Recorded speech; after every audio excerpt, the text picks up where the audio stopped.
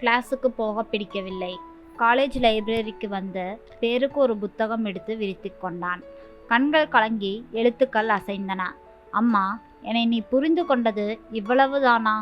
19 வருடங்களாக கூடவே இருந்து வளர்த்தும் உனக்கு என் மனசு மட்டும் எப்படி தெரியாமல் போனது?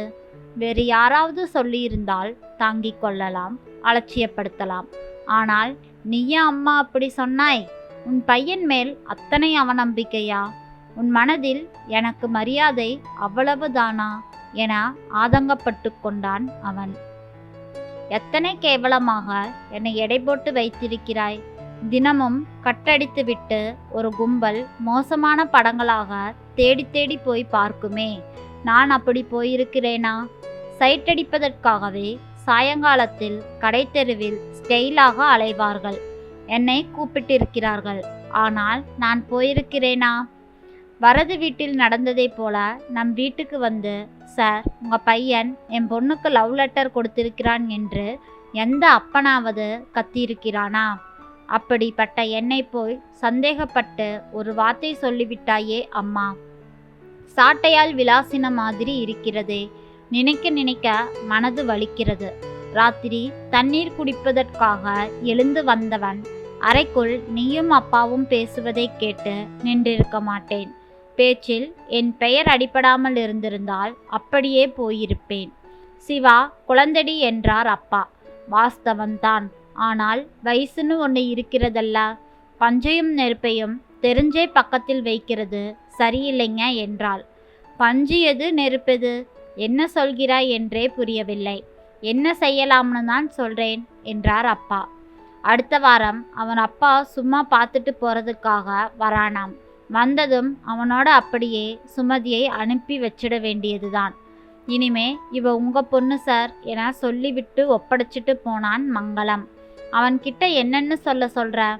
அவன் ஒரு பேச்சுக்கு சொன்னா அதுக்காக அவளை காலம்பூரா வச்சிருக்க முடியுமா? 9 வயசுல கொண்டாந்து விட்டப்ப அப்படி சொன்னான். இப்ப வயசு 13 ஆச்சு. வயசுக்கு வந்து 1 மாசம் ஆயிடுச்சு. நல்ல வளர்த்தி வேற. நாளைக்கு ஒன்று கிடக்க ஒன்று நடந்துடுச்சுன்னு வைங்க, அவன் எல்லாம் ரொம்ப மானஸ்தன், கிராமத்துக்காரன். அப்போ நமக்கெல்லாம் மானம் இல்லைங்கிறியா? மழுப்பாம ஒரு முடிவுக்கு வாங்க. வயசுக்கு வந்துட்டாலே ஒழிய என்ன தெரியும் அவளுக்கு? அவள் உன்னை அம்மானு தானே கூப்பிட்றா. என்னை அப்பானு தான் கூப்பிட்றா.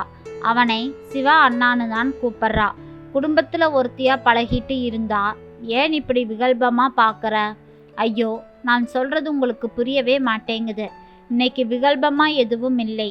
நாளைக்கு விகல்பமா எதுவும் நடந்துடக்கூடாதுன்னு தான் என் கவலை. நீ ஏன் அளவுக்கு மீறி கப்ளை பண்ணிட்டு கவலைப்பட்டு கொண்டிருக்கிற? நீங்க எதுலையும் அலட்சியம்தான். எல்லாமே மேம்போக்கு தான். உங்களுக்கு காலம் அப்படி இருக்குதுங்க. சின்னஞ்சிறுசுங்க. அவங்க சும்மா இருந்தாலும் வயசு சும்மா இருக்க விடாது. சரி சரி, சுமதியை அனுப்பிச்சிடலாம். 2 செட்டு பாவாடை தாவணி வாங்கி 2000 பணம் வச்சு கொடுத்து அனுப்பிச்சிடலாம். சரியா? 2000 என்ன, 3000 வேணாலும் கொடுங்க. அதெல்லாம் நான் வேணான்னு சொல்லவே இல்லை. சம்மதிச்சிங்களே, இப்பத்தான் எனக்கு நிம்மதியா இருக்கு என்றான் அவன் அம்மா. அந்த நிமிடத்திலிருந்து எனக்கு நிம்மதி போய்விட்டது என்றான் அவன். அப்பா என்னை புரிந்து வைத்துள்ள அளவுக்கு நீ என்னை புரிந்து வைத்து கொள்ளவில்லையே. சுமதி யார்? இத்தினோண்டு குட்டி. சிவானா சிவானா என்று பேசும்போது இன்னமும் கூட மழலை இருக்கிறது. அவளை போய் என்னால் நினைத்து கூட பார்க்க முடியவில்லை. நீ எப்படியம்மா நினைத்து பார்த்தாய்? இது ஒரு பெரிய அவமானம் எனக்கு. யோக்கியன் என்ற ஊரிலும் உறவினரிடமும் நண்பர்களிடமும் பெயர் வாங்கி என்ன பிரயோஜனம்? பெற்ற தாய் நீ என்னை சந்தேகப்பட்டு விட்டாயே. லைப்ரரியை மூடப்போகிற நேரத்தில் புறப்பட்டு பஸ் ஸ்டாப் போகாமல் பக்கத்து பூங்கா போய் இருட்டி போன கருப்பு ஆகாயத்தையே விரைத்து பார்த்து கொண்டிருந்து விட்டு தாமதமாக வீட்டுக்கு திரும்பிய பொழுது மணி 8:30 9 ஆகிவிட்டது. என்னடா இவ்வளவு லேட்டு என்றார் டிவியிலிருந்து திரும்பிய அப்பா. ஆமாம், லேட் ஆயிடுச்சு என்று விட்டு அவன் அறைக்கு போனான். உடனே அம்மா உள்ளே வந்து, என்ன சிவா, என்ன பதில் இது? காலேஜ் விட்டு எங்க போயிருந்த என்றாள். திரும்பி அம்மாவை லேசாக முறைத்து ஊர்மைய போயிருந்தேன் என்றான். அம்மா அதிர்ந்து போய், சிவா, நீதானா பேசுறது? பதில் பேசாமல் ஷூவை கழட்டிவிட்டு லுங்கிக்கு மாறினான். அம்மா அவளையே பார்த்துட்டு இருந்தான். காலேஜில் ப்ரொஃபஸர் எதுவும் திட்டாரா? இல்லை, யாரும் திட்டலை. எல்லோரும் என்னை நல்லாத்தான் புரிஞ்சு வச்சிருக்காங்க, போதுமா என்று வெடித்தான். இப்படியெல்லாம் பேச மாட்டியே, என்னடா ஆச்சு உனக்கு? யார் யார் எப்போ எப்படி பேசுவாங்கன்னு யாருக்கு தெரியும் என்று கட்டிலில் விழுந்தான். அம்மா நெற்றியில் தொட்டு பார்த்து, உடம்பு எதுவும் சரியில்லையா? சுடுற மாதிரி இருக்கே, ஜுரம் வருதா? என்னடா சிவா, சொல்லேன். கஷ்டமா இருக்குல்ல? ஃப்ரெண்ட்ஸோட ஏதாச்சும் தகராறா? யாராச்சும் உன்னை தப்பாக புரிஞ்சுட்டு கோவிச்சுக்கிட்டாங்களா என்று அம்மா துருவி துருவியே பேசிக்கொண்டு இருந்தாள். ஃப்ரெண்ட்ஸு தப்பாக புரிஞ்சுக்கிட்டா போயிட்டு போயுதுன்னு விட்டுடலாம். பின்ன யார் உன்னை என்ன சொன்னாங்க? அதற்கு மேல் அவனால் அடக்கி வைக்க முடியாமல் பொங்கிவிட்டான். நேற்று தண்ணி குடிக்க எழுந்து வந்தப்போ நீயும் அப்பாவும் பேசிக்கிட்டு இருந்ததை எதேச்சியாக கேட்டுட்டேன்மா. என்ன பேசினோம்? என்ன கேட்ட நீ? அந்த சுமதியை நீ ஊருக்கு அனுப்பிவை, அனுப்பாம போ. எனக்கு அதை பற்றின கவலை இல்லை. ஆனால் ஊருக்கு அனுப்புறதுக்கு காரணம்னு ஒன்று சொன்னியே, நான் நொந்துட்டேம்மா. ச, என்னம்மா, என்னை இவ்வளவுதான் நீ புரிஞ்சுக்கிட்டு இருக்கியா என்றான் சிவா. எத்தனை கேவலமா நினைச்சிட்ட? கூசி போயிட்டேம்மா நான். அம்மா ஆடிப்போய் நின்றாள். சொல்லுமா, எப்படி நீங்க என்னை மோசமா நினைக்கலாம்? என்னை பற்றி ஏதாச்சும் ஒரு சின்ன புகார் இருக்கா? எதை வச்சு என்னை அப்படி எடை போட்டீங்க? பலாருன்னு அறை வாங்கின மாதிரி இருக்குமா? என் மனசு கிடந்து துடிக்குதுமா. அம்மாவால் பதில் எதுவும் பேச முடியவில்லை. அறை வாசலில் நின்று அத்தனையும் கேட்டுக்கொண்டிருந்த அப்பா மெதுவாக உள்ளே வந்தார்.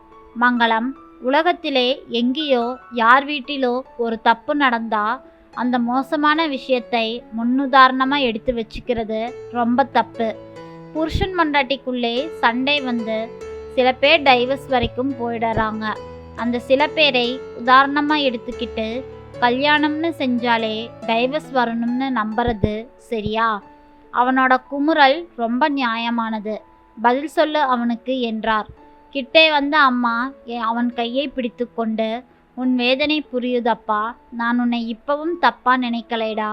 சின்ன வயசாச்சுங்கிறதால முன்ஜாக்கிரதையாக பண்ணுறதா நினச்சிக்கிட்டு ஏதோ சொல்லிட்டேன்.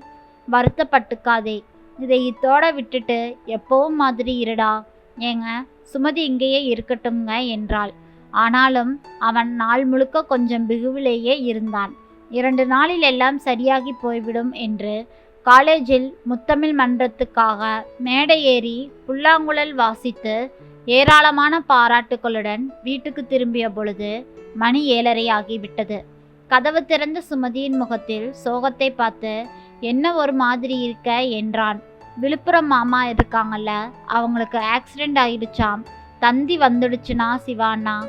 அம்மாவும் அப்பாவும் உடனே புறப்பட்டு போனாங்க. அட பாவமே, 30 வயசு தானே ஆகுது அவருக்கு. பெரிய அளவில் காயமா?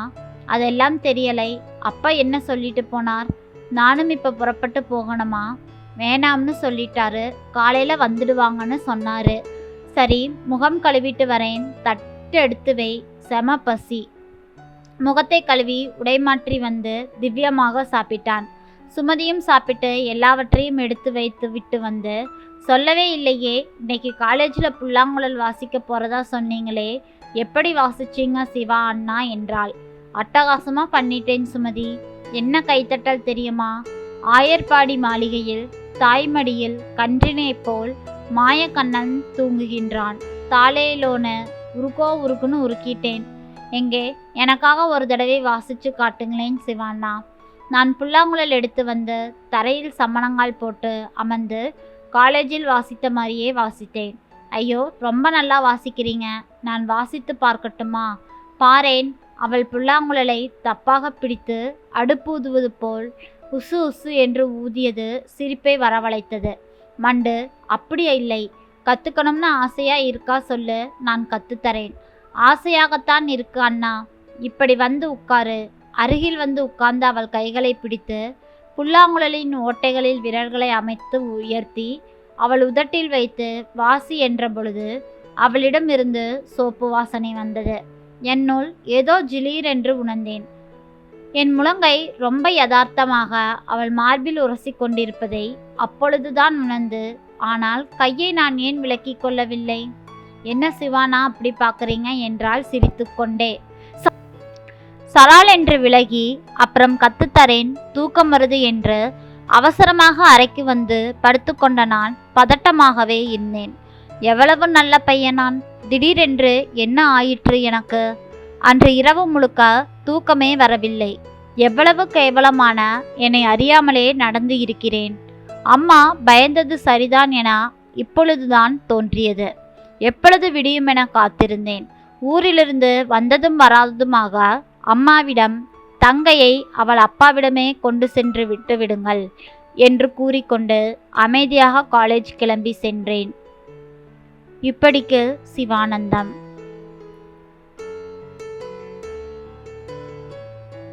நன்றி. இந்த கதை பிடிச்சிருந்ததுன்னா மறக்காமல் லைக் பண்ணுங்கள். நம்ம சேனலை சப்ஸ்கிரைப் பண்ணி உங்களோட ஆதரவை எனக்கு கொடுங்க. நாளை மீண்டும் வேறொரு கதையில் சந்திக்கலாம்.